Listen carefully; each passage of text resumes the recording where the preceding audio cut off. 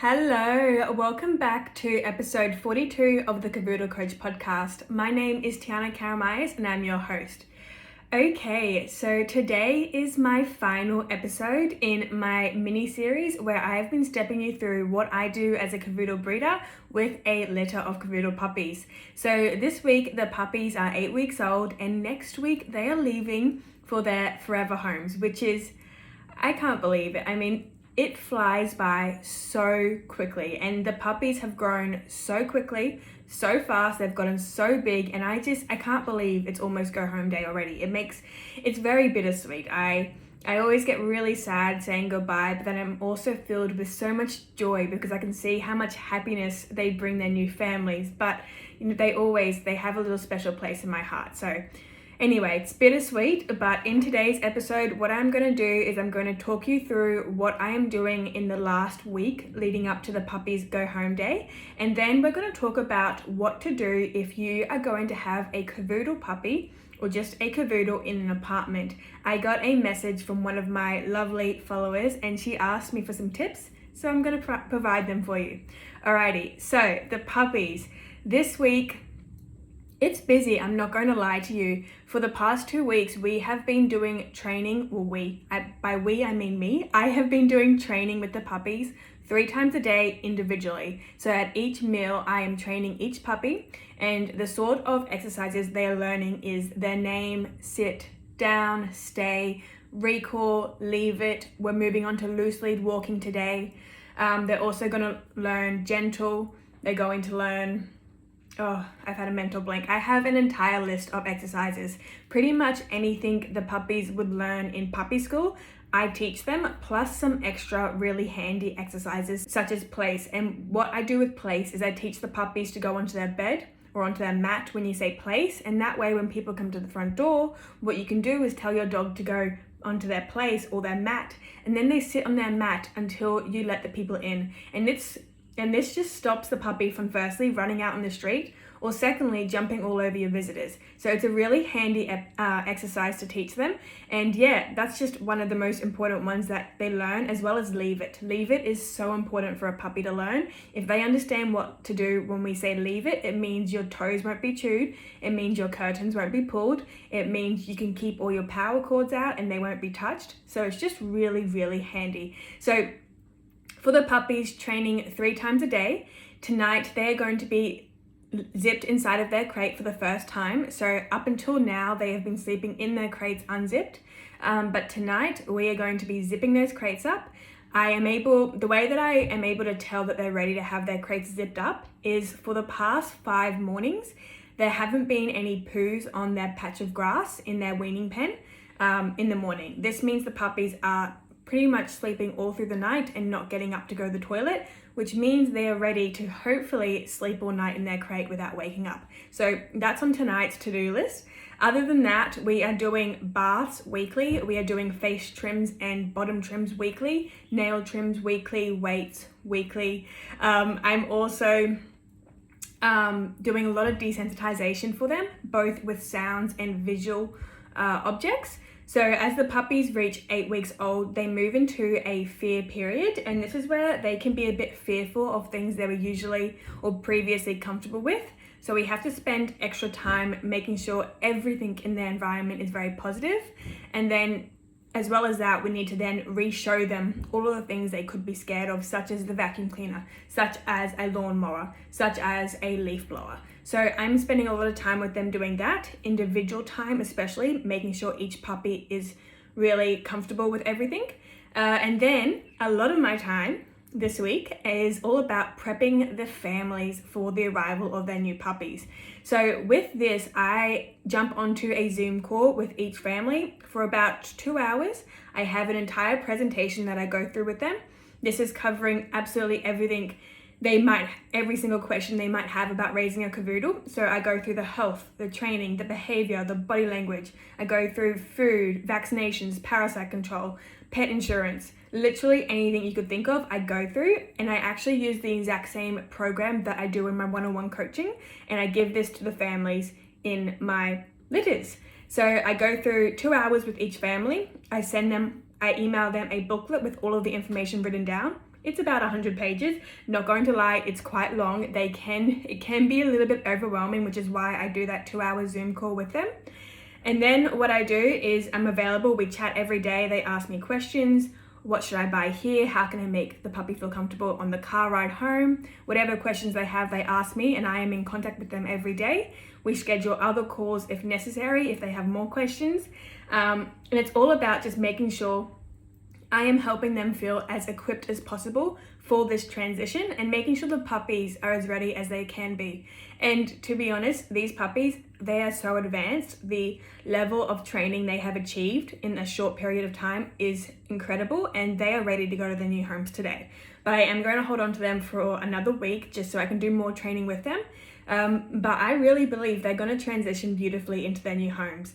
And if it's anything like my last litter, there'll be no problems at all. They'll sleep through the night, they'll be toilet trained, and they will just be very quiet and calm dogs, which is my goal when I am breeding. So apart from that, that is about all I'm doing with the puppies this week. It's just focusing on that training and preparing their families for their arrival. Next week on Go Home Day, I will give the families the puppy packs and all of the items in the puppy packs. I pack in there all of the essentials. So things like a toy basket, their crate, food, parasite control, toys, enrichment toys, lead collar, harness, poo bag holder. I include all of that in the puppy pack. That way, the only thing the families need to buy is an extra bed if they want an extra bed, or some extra toys if they want extra toys. So I give those to the families. And then, another thing that I have to do this week is I need to be recording all of the information on the litter.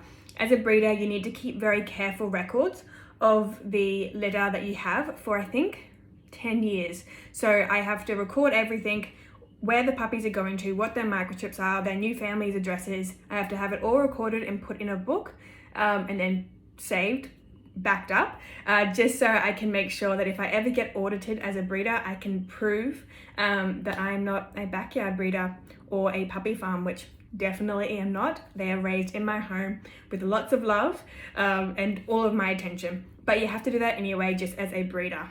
All right, so that's what's happening with my Cavoodle puppies this week. The next episode that you hear from me, I think they might be gone, which is going to be very, very sad. If you haven't already, make sure you go across to my Instagram at Tiana Karamayas or at Cavoodle Coach and follow me on there, and you can see the puppies in the last week. I post lots of videos of them. I'm actually going to be uploading a few reels this week showing my followers how I do my handling exercises on them, how I wash them, and how I train them. So that's really interesting. If you are thinking that possibly in the future you might want a Cavoodle puppy from me, or maybe you're just looking at what breeders can achieve with puppies at this age, definitely go onto my Instagram and have a look at that.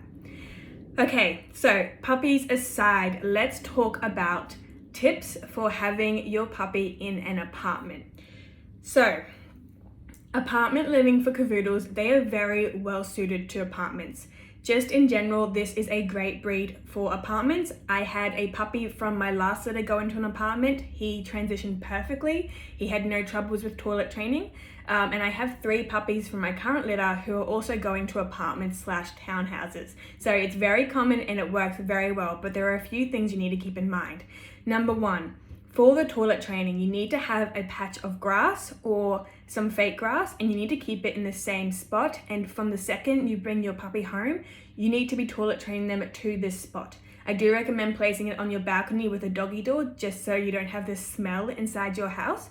But just like you would be in a normal house, you have to be taking your puppy to that little patch of grass every day, every 30 minutes, every time they eat, sleep, drink, or every time they are wandering around the house doing nothing. Take them out to the toilet. The next thing you need to consider is where they're going to sleep. I, as you know, always recommend crate training. Crate training is incredible. If you're in an apartment and you have a lot of carpet everywhere and you want to make sure that your puppy isn't having any accidents on your carpet during the night, crate training will save the day. You will be able to sleep more peacefully knowing your puppy's not wandering around on that carpet, and your puppy will have a bedroom where they feel so safe and secure. So definitely carefully consider where your puppy's going to sleep, and definitely consider crate training. I have quite a few episodes on crate training, so if you want to hear more, just scroll back through. I can't remember the exact number. It was one of the earlier episodes and it'll be labeled something about crate training. The next little tip that I have is, again, if you're in an apartment or a townhouse, and this also applies for a normal house, if you have carpet in some rooms, definitely close the doors or get some baby gates and section these rooms off. If not, I guarantee your puppy is going to be much more likely to have an accident on your carpet rather than the tiles or the floorboards. And this is because if you were to compare puppy pads to carpet, it feels the exact same. And if you were going to compare grass to carpet and floorboards, carpet will feel more like grass. So if you have carpet, block it off. Your puppy does not need access to that. And your puppy does not need access to the whole apartment either. If your puppy sees the whole apartment and then you try to keep them out on the balcony, they'll know that your bedroom exists. They'll know that you've gone into the bedroom and they will cry to come to the bedroom with you. Whereas if you never show them the bedroom, they won't know about this. And this makes them feel a little bit more content being outside on that balcony rather than sitting there crying because they want to go and follow you to the bedroom again. The last little tip I have is you really need to focus on mental enrichment and also physical enrichment a lot more when you're in an apartment. Obviously, you won't have a backyard for your puppy to explore and to run around in, and it's a little bit harder to play games like fetch with a puppy when it's not outside. So what you need to do is you need to make sure you are incorporating mental enrichment into each mealtime.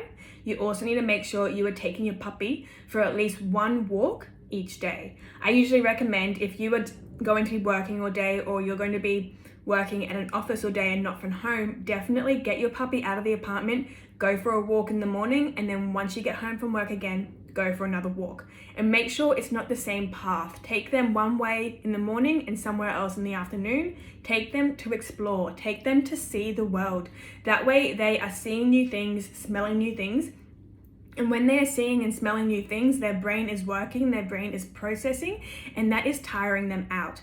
Whereas if you keep your puppy in your apartment all day long, I guarantee they're going to go stir crazy. It's like if you were going to stay indoors all day, every day, it would just feel like a jail. You would feel trapped and you'd start to get antsy, and then you'd start to get all this pent up energy. And when puppies get pent up energy, if they don't have anywhere appropriate to get rid of this energy, what they start to do is they start to dig, they start to chew, they start to bark, they start to cry. So those behavioral issues will start to arise if your puppy isn't getting that proper mental and physical enrichment and getting out of the apartment. But again, apartment living for cavoodles is perfect. They don't need a massive backyard to run in all day, but they do need to think. You do need to make sure their brain is being used every single day and that their routine in terms of their enrichment is being changed up. Puppies, cavoodles in general, they're very, very smart because they are half poodle. And if you've never met a poodle before, let me tell you, these dogs understand English. I don't know how, but I promise you they do. My dog, I have a dog called Max, he's a poodle. This little boy understands every word I say. I haven't even taught him, but he knows. So a cavoodle is half poodle and they are so intelligent. So you need to make sure you are helping them learn and think every day. So those are my few little tips for apartments. It's definitely possible. Don't let living in an apartment turn you off having a cavoodle. Just make sure you have the time in your day where you can take them out of the house, take them to explore, take them on walks, and then make sure you have quite a few mental enrichment games and puzzles and toys up your sleeve to help them be entertained during the day. Alrighty, so that's it for today's episode. It was quite a long one. Welcome back. I forgot to say it before, but Happy New Year. I know I said it in an earlier episode, but those episodes were recorded before Christmas. So really this feels like my first episode back since the new year. So Happy New Year. I hope you had a lovely Christmas. I know I did. It was full of puppies, which was amazing. If you're watching this on YouTube, because I am now going to be uploading my podcast episodes on YouTube, in the background, you'll see Nessie lying behind me. Nessie is the mum of my current litter of cavoodles and she's gorgeous. She's the love of my life and I just wanted to point her out if you're watching on YouTube. Speaking of YouTube, I'm also currently filming a day in the life of a breeder with 8 cavoodles. So if you like YouTube and you want to see behind the scenes of my life, also go across to my YouTube channel at Tiana Karamais. Across all platforms, my handle is the same. It's just my name. Okay, so if you haven't already, please make sure you follow this podcast and hit that follow button. So if you're on Spotify, hit follow, and if you're on Apple Podcasts, hit the plus button.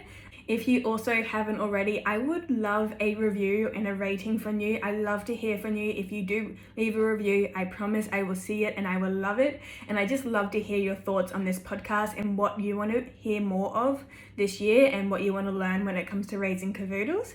And also, again, please feel free to go over onto Instagram and follow me at Tiana Karamayas to see my puppies. I'm very proud of them. If you didn't pick up on that already, I'm so proud of their training and what they have learned so far. So go write on one of the videos and say, I've come from the podcast, I love the puppies, and I'll be so happy to hear from you. All right, that's it for today's episode. I will see you in the next one. This has been your Cavoodle coach, Tiana Karamayas. See you later.